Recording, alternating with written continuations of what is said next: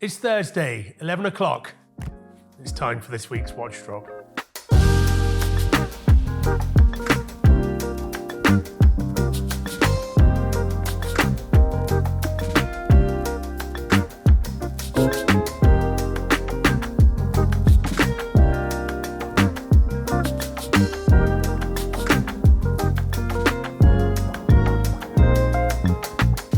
This week is big watches. That's to say, we're talking about watches that are 40 millimeters and above. Some of these guys are nearly 47 millimeters in size. Such is the amount of gold on the table that I think it's generating its own gravitational field strength. I'm looking forward to discussing what I like about them, and then we'll save a couple of smaller watches, some really interesting ones for the very end. There are 3 IWC limited edition watches in the middle here, and these are the biggest of the watches I'm going to talk about today. First up, here is a Saint-Exupéry.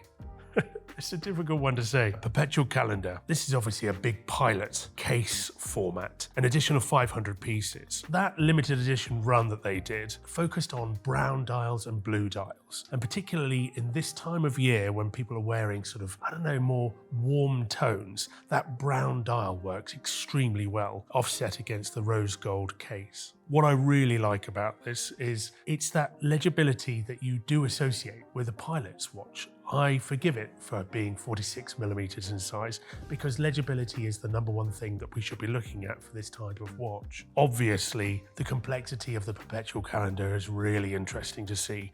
And if you're in the market for something that is both going to tell you exactly what time, day, year, leap year, moon phase, but also something that you can wear whilst flying a plane, then I think this would be a brilliant option. Moving on, an IWC Portuguese tourbillon. This is a very limited run of 8 pieces for Arigi. I probably mispronounced that, but I understand that it's a Parisian shop. It's really interesting to see such a limited run of these things. I imagine this would have been extremely expensive to buy on the first-hand market. But what you do get is that classic Portuguese design style and DNA, but with something that obviously is very complex, very technical. And it's very rare, I think, that you see a tourbillon executed at the 12 o'clock area of the dial. Usually these things are found down at the 6 o'clock, but instead IWC have chosen to use that space for all of the other complications, the power reserve and the retrograde month complication. But you're left with a lot of real estate on this dial because this is a 46 millimeter watch. With that, you get to enjoy that lovely sunburst blue dial, which offsets against the gold case. It's a brilliant thing, really brilliant thing. Last up, I'm going to talk about this IWC Da Vinci Perpetual Calendar Chronograph. Now, this is a limited edition piece of 500, and actually, interestingly, this is piece number 500 of 500. Really, really cool.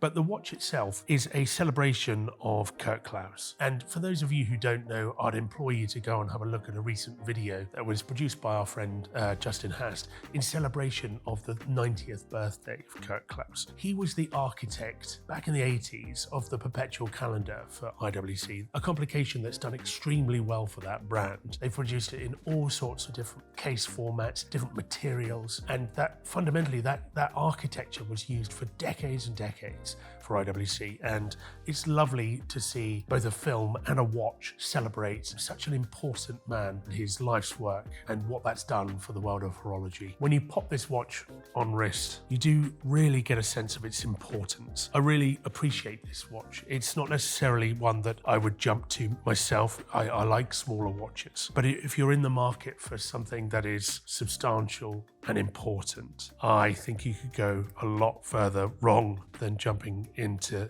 this piece. It's a really fantastic one. Moving down a few millimeters to a 42 millimeter example from Patek Philippe. Similarly to the big pilot, this 5905 R has a combination of rose gold and brown with the dial, which is a combination I love so much. This case is 42 millimeters in size with scalloped lugs, and I think I've talked about this before. It's a really interesting case design from Patek, and one that I think just wears so well. This 5905 model is an evolution of the previous 5960, which is to say that it has an annual calendar and it has a chronograph function. but it doesn't have the sort of bullseye design in the subdial that the earlier case does. And I think that makes it feel more simple, more dressy. And I love the design of it. I really do. It's a simple way of executing a lot of information. You have that annual calendar complication, you have the chronograph, but yet you've got enough of the dial to enjoy this sort of brown, warm tones that offset again against the rose gold. It's 42 millimeters, but the lug to lug is actually reasonably small. So even as someone that enjoys smaller watches, I can enjoy wearing a watch like the 5905 because the proportions just work so well. We're lucky this week that we also have a 5905/1A, and that is to say it's the same model executed in steel on a bracelet. If it was me, I'd take the bracelet off and put it on a leather strap, and I'd really enjoy that olive green dial, which is very understated actually. There's only certain lights that it actually appears green. It's grey and black in most lights, particularly indoors, but when you take it outside and it absorbs some of the solar energy, you really do see that green pop. And I think green and steel work brilliantly well. So if you're a fan of the 5905, then we've got two examples here, one sporty, one dressy. And if you're so inclined, pick up both and have a 5905 for every occasion.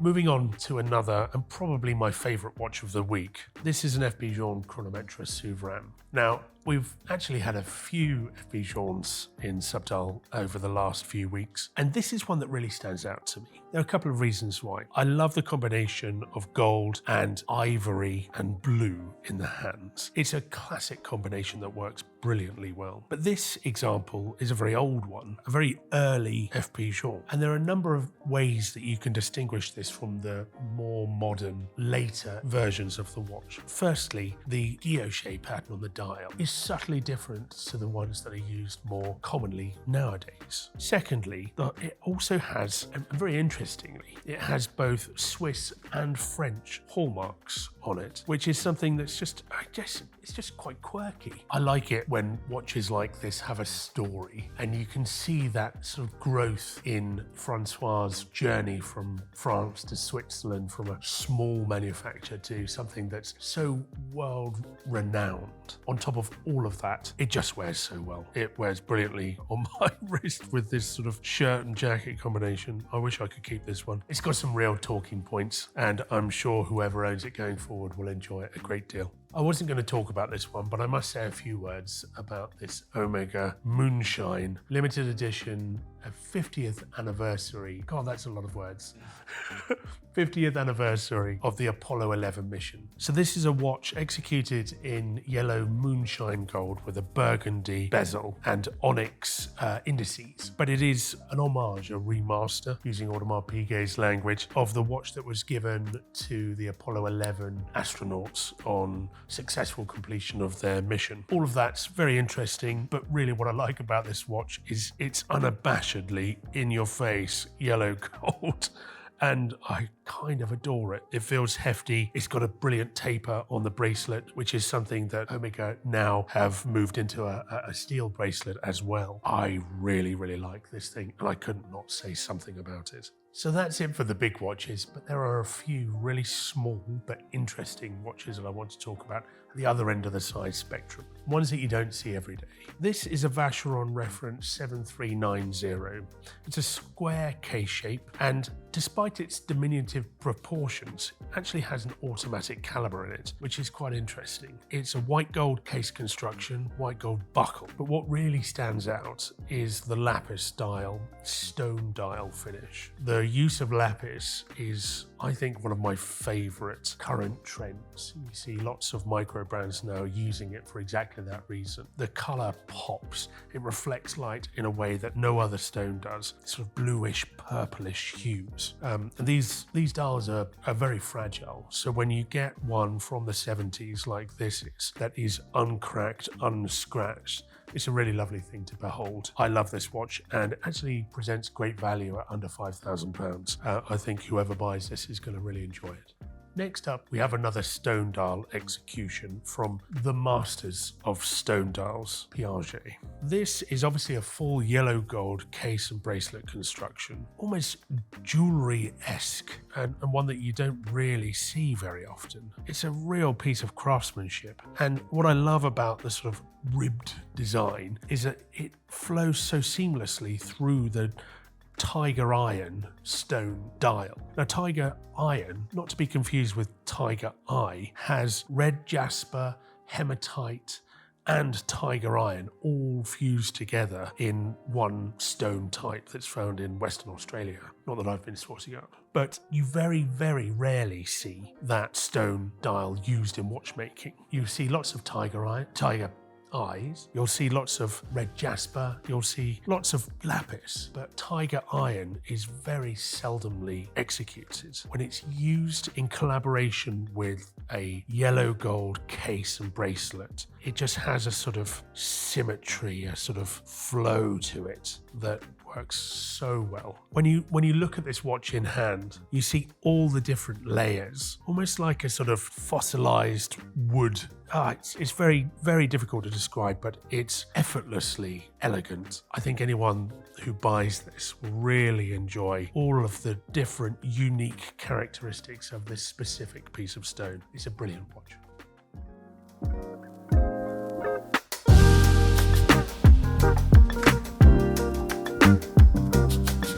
So that's it for this week. Over 70 watches hitting the site. And really, I could have talked all day about some of the watches on the table and more that are hitting the site. So please hit the website, check them out, and I'll see you next week.